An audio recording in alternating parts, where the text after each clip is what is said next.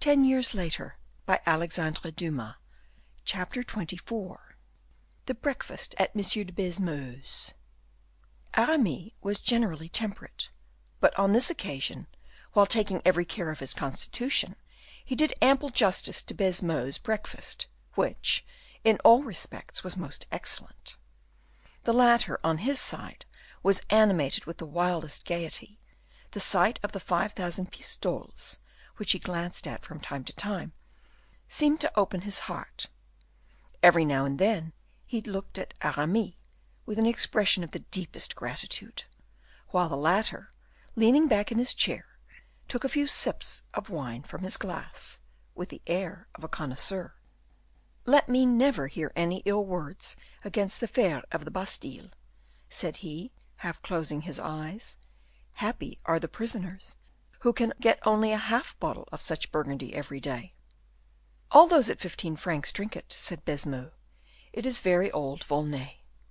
"Does that poor student Seldon drink such good wine?" "Oh, no!" "I thought I heard you say he was boarded at 15 francs." "He? No, indeed. A man who makes districts, I mean, at 15 francs? No, no. It is his neighbor who is at 15 francs." "Which neighbor?" "The other, second Bertaudiere." "Excuse me, my dear governor, but you speak a language which requires quite an apprenticeship to understand." "Very true," said the governor. "Allow me to explain. Second Bertaudiere is the person who occupies the second floor of the tower of the Bertaudiere." "So that Bertaudiere is the name of one of the towers of the Bastile?" "The fact is, I think I recollect hearing that each tower has a name of its own. Whereabouts is the one you are speaking of?" "Look," said Baisemeaux, going to the window. "It is that tower to the left, the second one." "Is the prisoner at 15 francs there?" "Yes." "Since when?" "7 or 8 years, nearly." "What? What do you mean by nearly? Do you not know the dates more precisely?" "It was not in my time, Monsieur d'Herblay." "But I should have thought that Louviere or Tremblay would have told you. The secrets of the Bastile are never handed over with the keys of the governorship." "Indeed! Then the cause of his imprisonment is a mystery, a state secret." "Oh, no, I do not suppose it is a state secret, but a secret, like everything that happens at the Bastile." "But," said Aramis, "why do you speak more freely of Seldon than of the second Bertaudiere?" "Because, in my opinion, the crime of the man who writes a distich is not so great as that of the man who resembles—" "Yes, yes, I understand you. Still, do not the turnkeys talk with your prisoners?" "Of course." "The prisoners, I suppose, tell them they are not guilty?" "They are always telling them that. It is a matter of course, the same song over and over again."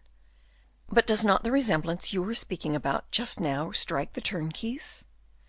"My dear Monsieur d'Herblay, it is only for men attached to the court, as you are, to take trouble about such matters." "You're right, my dear Monsieur Baisemeaux. Let me give you another taste of this Volnay." "Not a taste merely, a full glass. Fill yours too."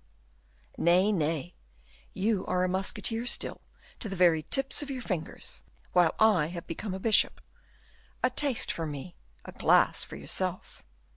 "As you please."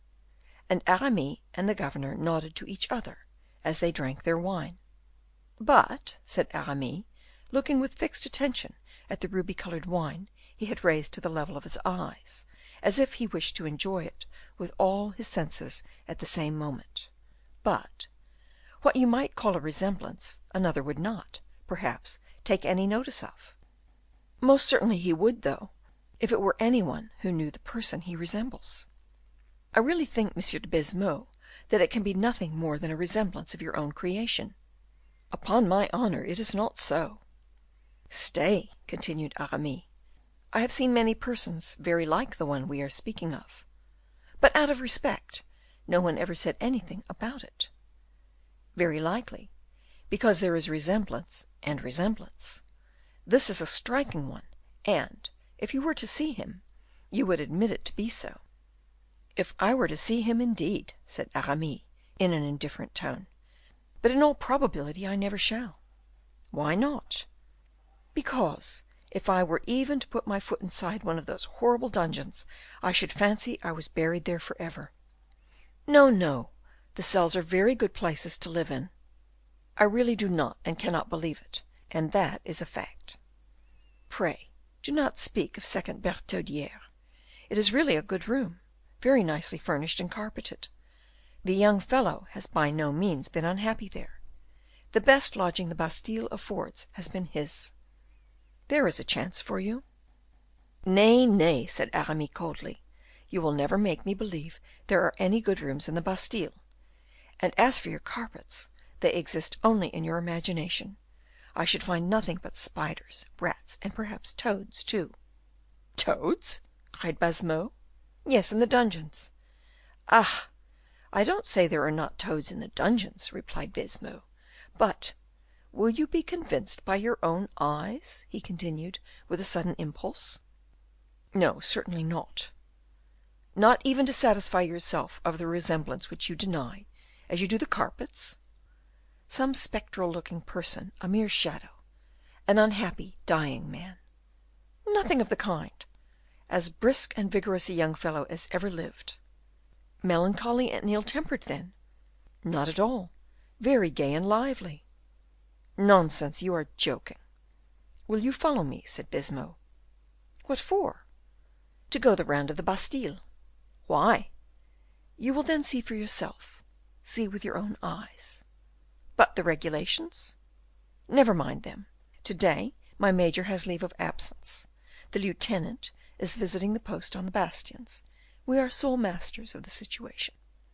"No, no, my dear governor. Why, the very idea of the sound of the bolts makes me shudder. You will only have to forget me in second or fourth Bertaudiere, and then—" "You are refusing an opportunity that may never present itself again. Do you know that, to obtain the favor I propose to you gratis, some of the princes of the blood have offered me as much as 50,000 francs?" "Really?" "He must be worth seeing, then." "Forbidden fruit, my lord, forbidden fruit. You who belong to the church ought to know that." "Well, if I had any curiosity, it would be to see the poor author of the distich." "Very well, we will see him too. But if I were at all curious, it would be about the beautiful carpeted room and its lodger. Furniture is very commonplace, and a face with no expression in it offers little or no interest. But a boarder at 15 francs is always interesting. By the by, I forgot to ask you about that. Why 15 francs for him, and only 3 francs for poor Seldon?" The distinction made in that instance was a truly noble act, and one which displayed the king's goodness of heart to great advantage. "The king's, you say?"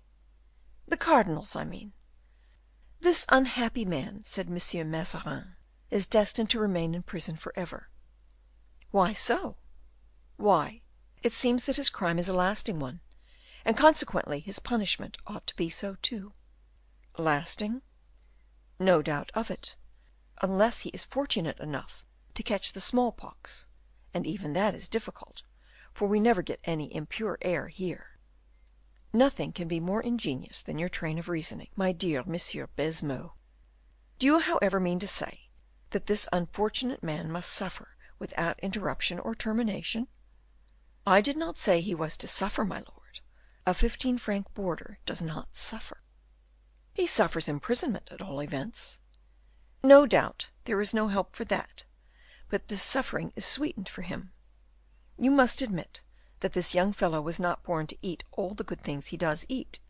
For instance, such things as we have on the table now, this pasty that has not been touched, these crawfish from the river Marne, of which we have hardly taken any, and which are almost as large as lobsters. All these things will at once be taken to second Bertaudiere, with a bottle of that Volnay which you think so excellent.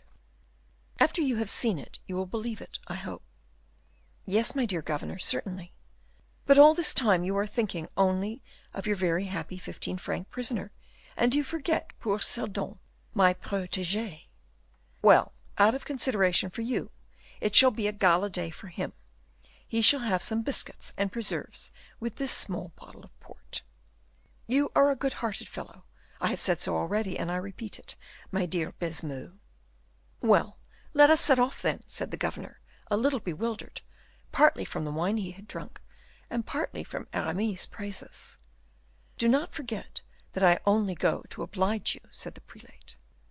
"Very well, but you will thank me when you get there." "Let us go, then."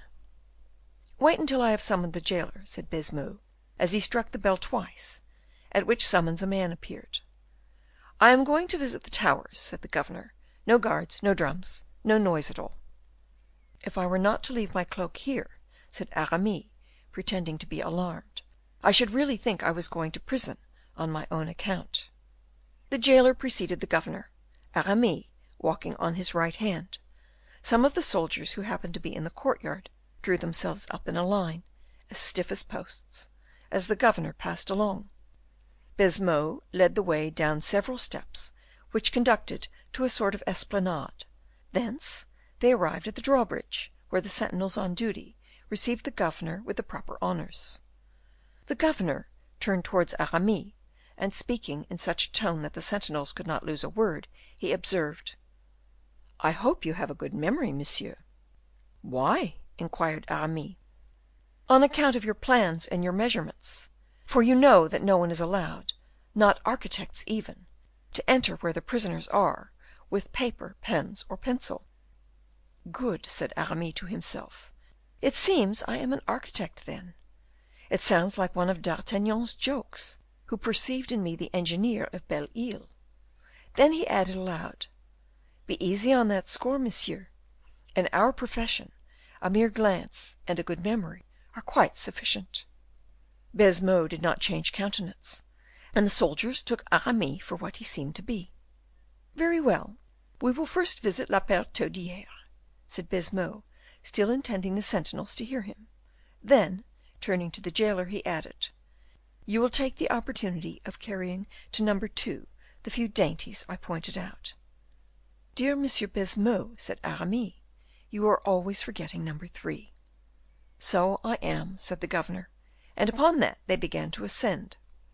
The number of bolts, gratings, and locks for this single courtyard would have sufficed for the safety of an entire city. Aramis was neither an imaginative nor a sensitive man. He had been somewhat of a poet in his youth, but his heart was hard and indifferent, as the heart of every man of 55 years of age is, who has been frequently and passionately attached to women in his lifetime, or rather, who has been passionately loved by them. But when he placed his foot upon the worn stone steps, along which so many unhappy wretches had passed, when he felt himself impregnated, as it were, with the atmosphere of those gloomy dungeons, moistened with tears, there could be but little doubt he was overcome by his feelings, for his head was bowed, and his eyes became dim, as he followed Baisemeaux without a syllable. Chapter 25.